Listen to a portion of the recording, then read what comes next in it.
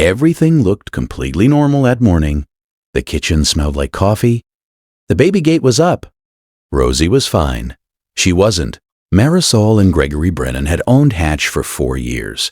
He was a 6-year-old golden retriever, 88 pounds, the kind of dog that moved through a house like furniture, that had decided to become warm. He did not knock things over.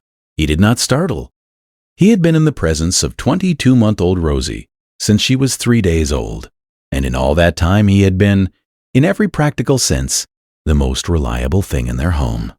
He waited. He yielded. He knew which side of the doorway was his. He had never once crossed a line that a reasonable person would draw, until Tuesday morning, when Rosie walked toward the kitchen and Hatch walked directly into her path and stopped. She hit his shoulder at speed and sat down hard on the tile. Gregory heard the thump from the living room and came in to find Rosie sitting on the floor, with an expression of pure outrage, and Hatch standing at the kitchen doorway, body blocking the threshold, not looking at Rosie, looking at the room behind him. Gregory moved Hatch. Rosie walked through.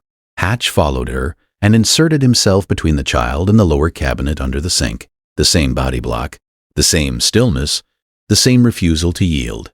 Rosie pushed at him with both hands. He did not move. Gregory moved him again. Rosie got her sippy cup from the low cabinet beside the refrigerator and walked out. Hatch exhaled and lay down facing the kitchen from the hallway. They told themselves it was a territorial phase. They had read about this. Dogs sometimes developed resource guarding behaviors around the kitchen, around feeding zones, around areas where food had been prepared. Marisol looked it up that night. The descriptions fit. Everything they read told them this was a training issue, addressable, expected in a dog who had held the house to himself for 3 years before a small human began asserting equal rights over every surface. The second time was Wednesday morning. Rosie was heading for the kitchen to retrieve the stacking cup she had left near the dishwasher the night before. Hatch came from the living room at a pace that was not walking. He pressed into Rosie's path from the side, and she went down again, harder this time, and cried for 5 minutes. Marisol picked her up and carried her past Hatch, who had positioned himself at the kitchen threshold again, body angled, head slightly lowered, watching the interior of the room, not watching them. Watching the room. If you stay for stories about what animals sense before we do, you're in the right place. Subscribe so you don't miss the next one. Marisol was a licensed clinical social worker.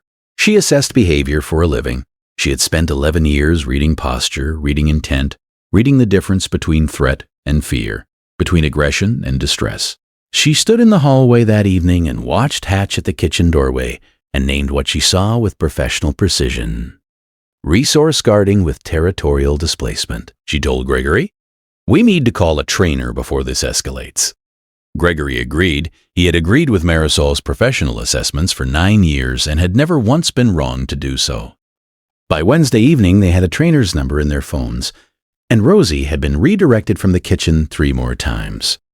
Each time Hatch moved with the same quality of focus, the same body angle, the same refusal to look at anything except whatever was inside that room. The third incident happened Thursday morning at 7:42. Rosie was in her yellow cotton pajamas, heading for the kitchen with the specific intentionality of a toddler, who has remembered exactly where she left something. Hatch came from across the house and hit her hard enough that she stumbled into the wall, and this time Gregory grabbed the dog by his collar with both hands and held him, and said, in a voice that surprised himself, "Something has to change today." He called a trainer. He also called the gas company, because he had been meaning to schedule the annual appliance service since October, and this seemed as good a time as any, and the trainer wouldn't be available until Monday. The gas company technician, a man named Franklin Osei, arrived at 11:15. He did his standard inspection of the range, the water heater, the furnace. He spent 12 minutes on the range connection and moved to the wall behind the lower cabinets under the sink. He stopped. He took a reading.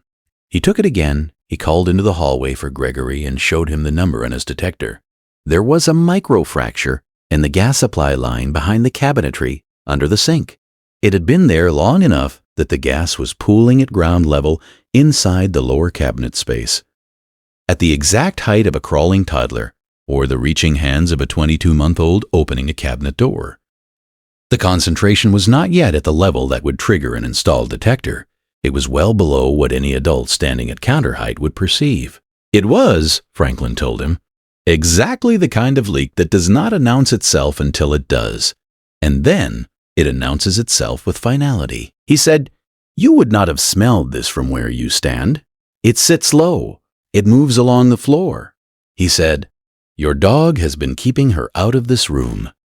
He said it with the flat certainty of a man who had worked with gas for 19 years and had stopped being surprised by dogs about halfway through that. Has your dog ever kept your child away from somewhere, and you disciplined him for it before you understood why? Tell us in the comments. These stories deserve to be heard. Marisol stood in her kitchen at noon on a Thursday and thought about the chart she had been building in her head since Tuesday. Resource guarding with territorial displacement. 11 years of professional assessment applied with complete confidence to a dog who had been watching a gas leak pool at the height of her daughter's face for 3 days. She thought about the trainer's number still in her phone. She thought about the canceled appointment. Franklin shut off the supply line, red-tagged the connection, and left them with a repair order and a number for an emergency plumber. Gregory canceled the trainer that afternoon. He sat down on the kitchen floor next to Hatch and put his hand on the dog's back and didn't say anything for a while. Hatch pressed his face against Gregory's knee and exhaled once, long and slow, the way a dog exhales when the thing it has been worried about has finally been addressed. Every guardian deserves to be recognized, even the ones who never ask for anything in return. If stories like this matter to you, subscribe so you never miss the next one. The lower cabinet is sealed while they wait for the repair. Hatch has not blocked the kitchen doorway since Thursday morning. He sleeps at the foot of Rosie's bed, which he has always done, and which he will presumably continue to do for reasons he cannot explain and does not require anyone to understand. The training appointment was rescheduled, not because anything needed correcting, because Gregory found he wanted someone who understood dogs to tell him what he had already begun to understand, that the behavior he had observed over 3 days was a dog doing the only thing available to him, placing his body between a small person and something he could smell and they could not, for 72 hours, taking the shoulder hit and the collar grab and the professional assessment and the trainer's number and not stopping. The next story involves a Labrador who refused to let a toddler approach a window for 11 straight days. And what the building inspector found in the frame